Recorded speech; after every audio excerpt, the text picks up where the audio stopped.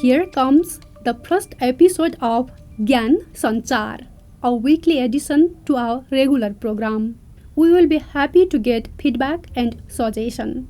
The Dalai Lama's Special Envoy, Memoirs of a Lifetime in Pursuit of a Reunited Tibet, Lodi Gyaltsen Gyari. It's over 700 pages book published by Columbia University Press, New York last year. As the title suggests, Lodi Gyaltsen Gyari, popularly known as Gyari Rimpoche, was one most trusted aide of Dalai Lama. Today, we are reading out few paragraphs from page 417 to 19 that deals with how Maoist leaders approached him to plead their causes with Americans. In 2008, the Maoist party came out of the jungle and joined the mainstream political system in contested elections. With the overwhelming support of the people, the party won a majority of seats and was able to form a government. Regardless, the US State Department continued to list the Maoist party and its leaders as terrorists and blacklisted them from visiting the United States.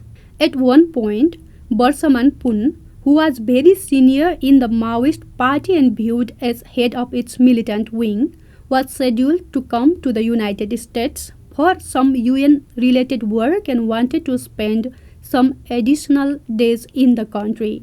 A mutual friend must have told him that I might be able to help get a special waiver for his visit, as he soon contacted me.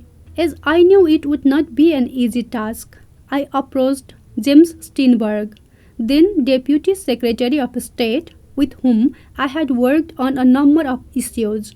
I explained to him how the situation in Nepal was changing. There had been an honestly contested election in April 2008, and Deshsanchar party had won the majority. They were now the legitimate Nepalese leaders. I told him that the United States should support the Maoist effort to abandon their guerrilla bases in the jungle and integrate into the mainstream. As Deshsanchar was a young and influential leader, it would be in the US interest to begin building a relationship with him. Although the visit was approved, I can't clearly remember whether Deshsanchar actually made the trip. Another time, the Nepalese Finance Minister Baburam Bhattarai came to DC for a World Bank meeting. He wanted to meet with Senator John Kerry, who was then chairman of the Senate Foreign Relations Committee.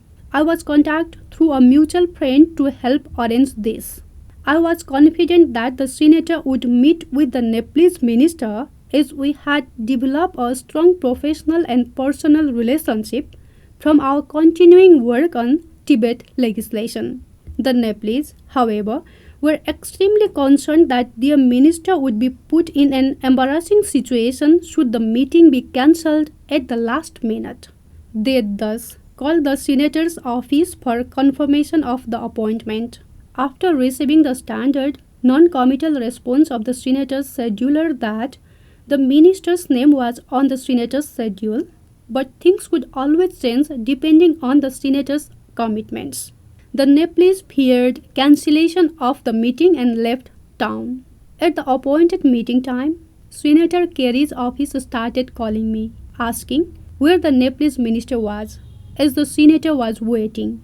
A few minutes later, Senator Kerry himself called me, saying, "Lodi, where is your friend?" I apologized profusely, telling him frankly that I couldn't reach them.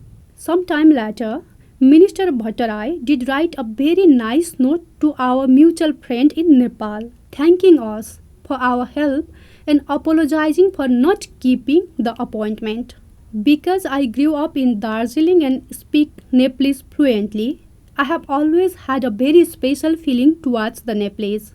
I have many close Nepalese friends and know that many of them are also deeply saddened about how a handful of politicians have so carelessly treated the Tibetans to placate Beijing.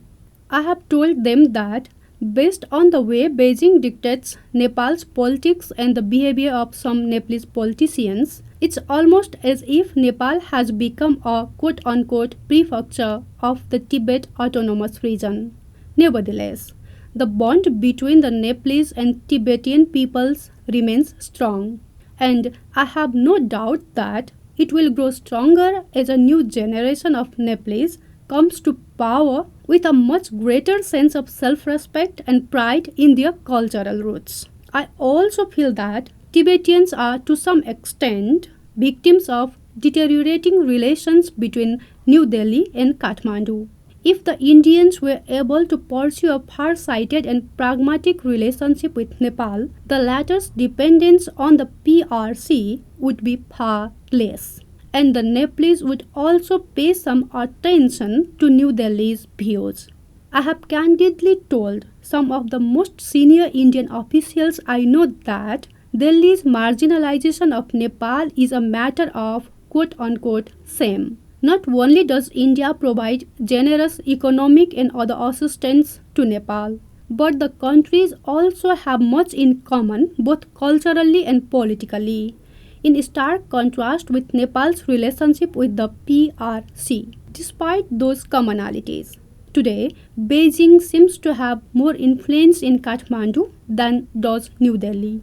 It's really not fair of me to sweepingly criticize India because I know many Indian politicians, senior diplomats, and intelligence officials who have made concentrated efforts to do the right thing. Indian leaders and officials, however, must understand that people would be willing to go hungry rather than have their dignity and self-respect disregarded. I sometimes fear that India may make the same mistake in Bhutan that it has in Nepal. When Prime Minister Narendra Modi came into office, one of the things that impressed me was his attitude towards immediately neighboring countries. He chose Bhutan as the first country to visit and soon thereafter went to Nepal. I happened to be in the region at the time and saw the live coverage of his address to the Nepalese Parliament on August 3, 2014. At the conclusion of his speech, all these Nepalese politicians from far right to the left gave him a standing ovation, totally in contrast to their indifferent and even dismissive body language when he first walked into the chamber. Disappointingly, the Indian government's subsequent policies and actions do not reflect what I believe Prime Minister Modi was trying to convey in his speech.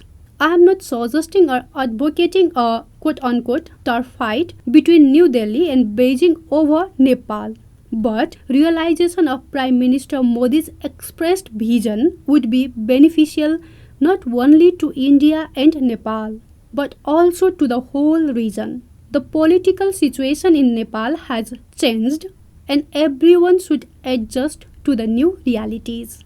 Adversarial relations between the two Asian giants will certainly not benefit the Tibetans. We are always on the receiving end when turf fights such as these escalate. The communist coalition that governs Nepal at the time of this writing may prove to be more sympathetic, at least to the plight of the Tibetans born and raised there, than its recent predecessors. If their attitude towards their own indigenous people is any indication. In addition, I'm sure they understand that the deplorable short-sighted policies of prior Kathmandu government, which changed on an almost yearly basis, significantly damaged Nepal's standing in the international community. Thank you.